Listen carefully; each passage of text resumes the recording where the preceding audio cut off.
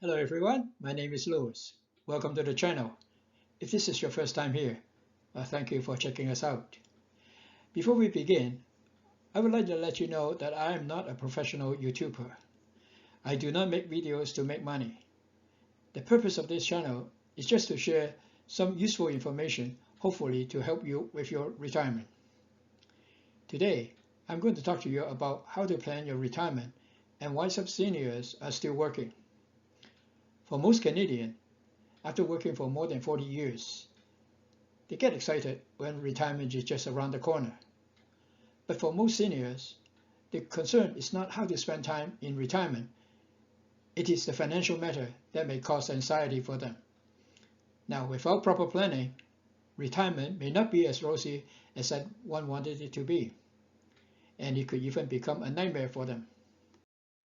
I'm sure you may have noticed that many of the seniors are still working past the traditional retirement age.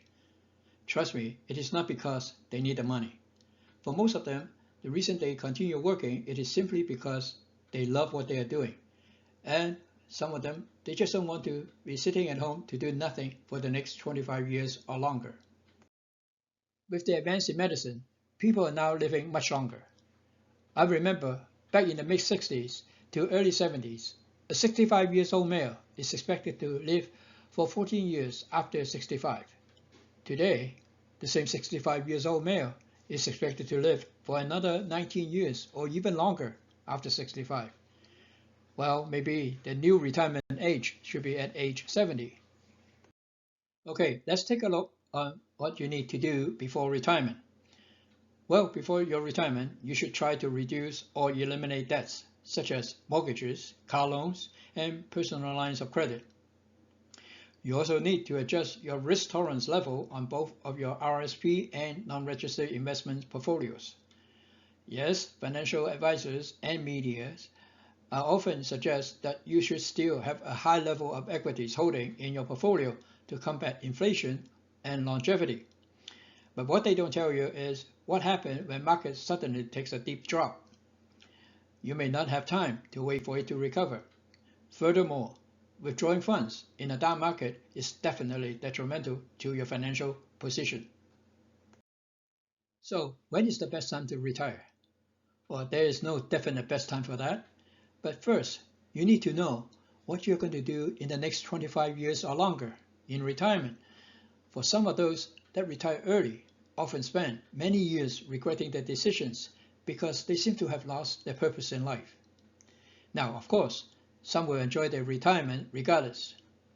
But just remember, you can only play so many rounds of golf or do so much traveling before it becomes not enjoyable at all. It doesn't matter what it is. Make sure you choose the right age to retire, because the retirement process is very difficult to reverse. How you plan for your retirement will determine your well-being after you're retired. Let's face it, retirement planning is no small task. It is both complex and time-consuming. First, you need to know, do you have enough income for the necessities of life for the next 25 years or longer? You also need to know how much and where your retirement income is coming from. It is often believed that you need 80% of your final years of pre-tax employment income in order to have a comfortable retirement. I do not believe that is right, because if that is what it takes, then many of us may as well forget about retirement. Well, let me give you an example. If the total household income, including both spouses, was $100,000, then you would need, according to the 80% rule, to generate $80,000 from the normal three sources of retirement income, such as the government CPP and OAS. And if you're lucky enough, you may have a pension plan from work. The rest will need to come from your RSP and other investment portfolios. Now, unless you have a very large amount of RSP and investment portfolios, otherwise it is virtually impossible to attain an 80% of pre-retirement income from these sources. But do you really need 80% of pre-retirement income? I believe with no more mortgage payments, child raising expenses, and employment-related expenses, maybe at 50% of pre-retirement income is a lot more realistic number. Now, would you be happy in retirement to have the same standard of living while you were working? Some said in retirement they want to eat steaks instead of hamburger. They want to shop at Hall Renfrew instead of Walmart and do lots of traveling. But believe it or not, we often don't change our lifestyle that much from the working life during retirement. But one thing for sure, your retirement age and your living standard are closely connected. The later you retire, the better your living standard will be when you retire. In other words, you may need to lower your living standard if you retire too early. Next thing to consider is what kind of legacy you want to leave behind. Now, is it important to leave a sizable inheritance to your children? Well, if your children are successful in their life, they don't really need your money. And if they are not successful, then they are just simply going to waste the money you left for them. You may be better off spending your money on yourself. Alternatively, you may want to give it to charity.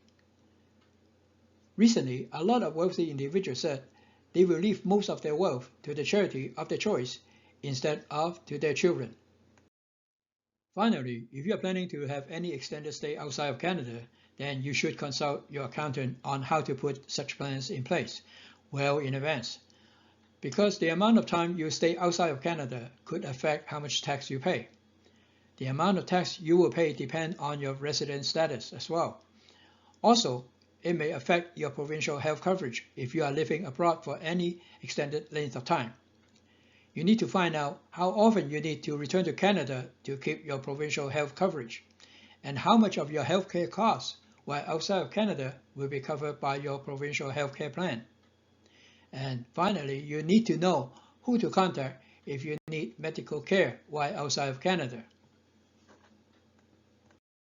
Okay, everyone, that's all for today. I hope the information is helpful for your retirement planning.